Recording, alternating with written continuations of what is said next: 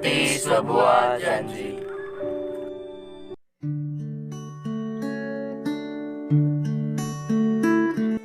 Kala itu, saat panas masih membakar tubuh, di sepetak gedung sekolah menengah pertama, tampak dua remaja lelaki yang sedang melangkahkan kakinya menuju kantin sekolah. Untuk mengisi perut mereka yang sedang kosong, dua insan itu terlihat begitu dekat dan akur. Salah seorang remaja itu biasa dipanggil dengan Arya, siswa kelas 9 yang diakui sebagai salah satu murid cerdas di dalam kelasnya. Para guru-guru mengenalnya dengan baik, karena Arya memang siswa yang berprestasi di sekolah itu. Pula dengan teman-temannya yang sering memanggilnya dengan julukan si kecil banyak tahu, karena sifatnya yang serba tahu akan semua materi di sekolah dan bentuk fisiknya lebih pendek dibanding temannya. Sedangkan yang seorang lagi bernama Kelvin. Ia adalah teman sekelas Arya dan juga menjadi sosok sahabat yang selalu berada di samping Arya dalam suka maupun duka. Kelvin memiliki bentuk fisik yang berbanding terbalik dengan Arya. Tubuhnya yang besar sehingga membuat orang lain takut untuk mendekatinya, dan juga sebagai sebuah tameng bagi Arya. Lewat kehadiran Kelvin, Arya yang semula selalu dibully karena kondisi fisiknya kini merasa lebih aman dan tak takut lagi. Hubungan baik antara Arya dan Kelvin sudah terjalin sejak mereka masih berusia 5 tahun. Sejak mereka masih duduk di bangku taman kanak-kanak, hingga kini tak terasa mereka telah duduk di bangku SMP. Di mana sebentar lagi baik Arya maupun Kelvin harus memilih keputusannya masing-masing untuk melanjutkan pendidikan ke SMA ataupun SMK, impian dan harapan mereka. Waktu demi waktu berlalu dengan cepat. Hari-hari mereka melaluinya dengan tugas yang tak kunjung habisnya. Tugas yang banyak membuat Kelvin jenuh. Ia merasa ia terlalu bodoh dan tak sepintar sahabatnya, Arya. Melihat situasi Kelvin yang kesulitan ini, Arya dengan tulus hati selalu menolongnya lewat mengajarkan ulang pelajaran di sekolah. Betapa bersyukur diri Kelvin dengan kehadiran sosok Arya yang selalu mau membantunya kapanpun itu. Suatu hari, di waktu sepulang sekolah, Arya dan Kelvin berjanji untuk bertemu sebentar di sebuah sungai kecil sekitaran tempat tinggal mereka. Banyak hal yang mereka obrolkan, mulai dari hal-hal random yang menciptakan tawa gurau hingga topik yang cukup serius. Di selang canda dan tawa, saat matahari hampir menenggelamkan cahayanya, Arya bertanya pada Kelvin, "Vin, nanti kalau sudah tamat SMP, kamu rencananya mau masuk SMA mana? Atau kamu mau masuk SMK?" Mendengar pertanyaan Arya itu, Kelvin berpikir sejenak, lalu menjawab, "Aku sih berencana masuk SMK aja.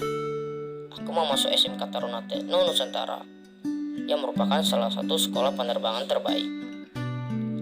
Berhubung aku mau jadi pilot, jadi aku mau masuk ke sana.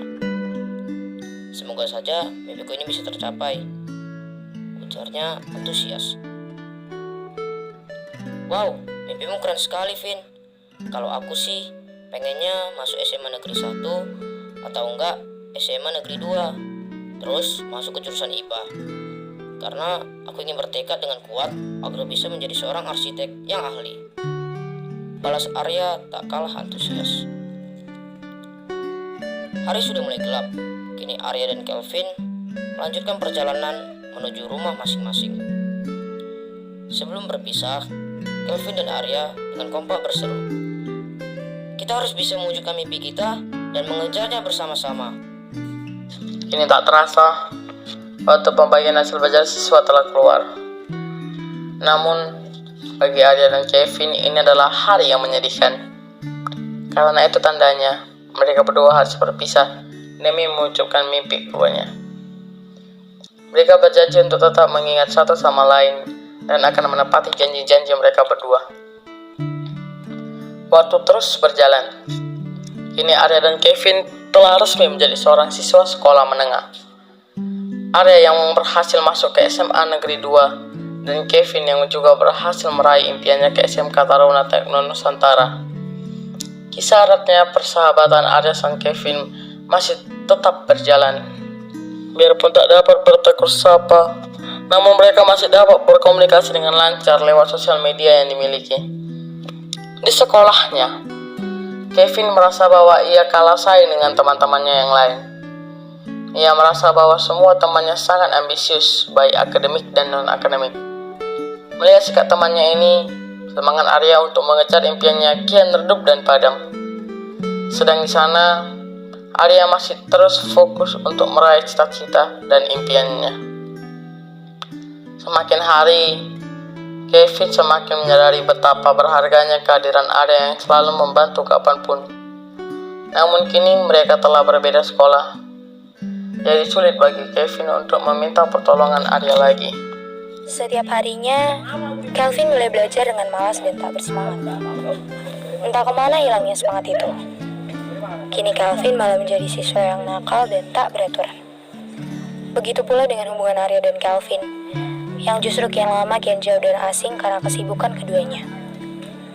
3 tahun berlalu, kini Arya dan Kelvin sudah lulus dari SMA dan SMK.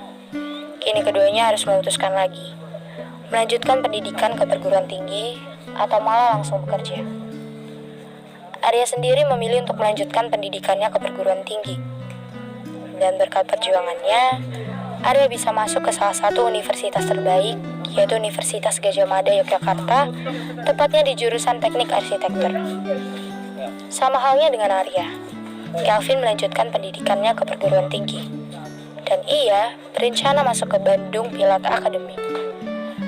Namun usaha Kelvin tak membuahkan hasil. Ia ditolak di kampus tersebut karena tak memenuhi persyaratan.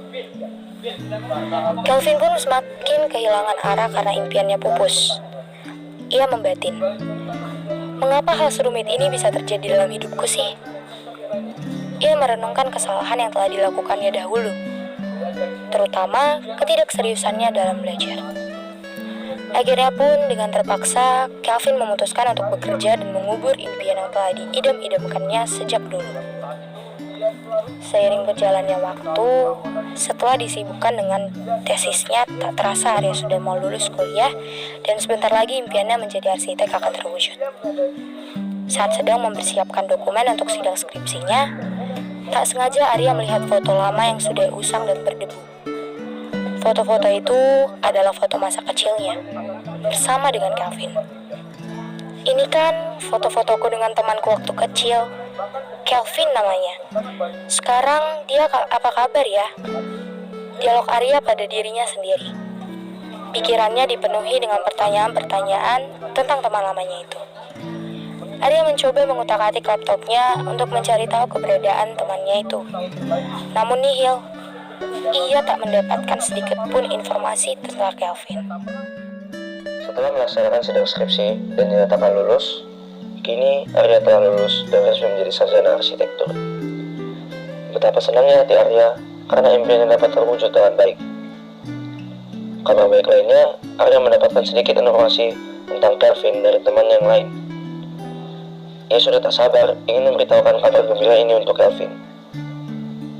Keesokan harinya, Arya bergegas pergi ke tempat kediaman Kelvin sesuai informasi yang didapatnya. Namun, rumah itu tampak kosong. Berulang kali Arya memanggil, tak ada jawaban. Lalu tak lama, lewatlah seorang yang tak dikenalnya dan bertanya, "Hei nak, sedang apa kau di sini? Apa kau sedang mencari orang?" Mendengar itu, Arya membalasnya dengan anggukan cepat. Iya bu. Saya sedang mencari teman lama saya, Kelvin." "Oh, cari Kelvin. Dia lagi bekerja menjadi kuli bangunan di sekitaran sini," jelas orang itu. Sontak, Arya kaget. Ia merasa tak percaya akan hal itu. Segera Arya pergi menghampiri Kelvin ke lokasi pembangunan, dan betapa terkejutnya Arya saat melihat tubuh Kelvin yang kini sudah kurus, tak lagi sebesar dulu saat mereka masih SMP. Arya mulai melangkahkan kakinya menghampiri Kelvin. "Hei teman, apakah kau masih mengingatku?" tanya Arya penuh harap. Sedangkan Kelvin kebingungan. "Kamu siapa?" Kelvin bertanya. "Masa kamu lupa denganku sih? Dulu kita sahabat loh." Tutur Arya berusaha meyakinkan Kelvin. "Hah? Teman? Kamu siapa sih? Aku tidak kenal. Mending pergi saja sana. Ganggu orang lagi kerja saja," tegas Kelvin.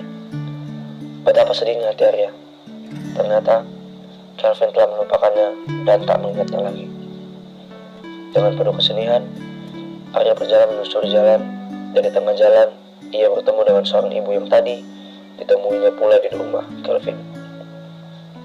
Arya langsung bertanya pada ibu itu, "Bu, sebenarnya apa yang sudah terjadi pada Kelvin beberapa tahun belakangan ini?"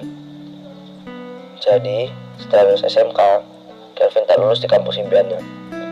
Jadi ia memutuskan untuk bekerja saja. Kedua orang tuanya pun telah meninggal dunia karena kecelakaan. Jadi ia tinggal sebatang kara, jadi sang ibu. Karena kedua orang tuanya meninggal, ia pun kehilangan tujuan dan harapan untuk hidup. Hingga akhirnya, ia harus bekerja menjadi seorang kuli bangunan. Dan saat ia bekerja, ia tak sengaja terjatuh dan mengenai kepalanya. Hal inilah yang membuat Kelvin menjadi lupa ingatan dan tak mengenal orang di sekitarnya. Jelas si wanita itu.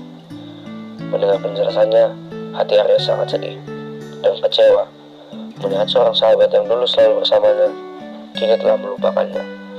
Dan semua kisah mereka kini tinggal kenangan saja.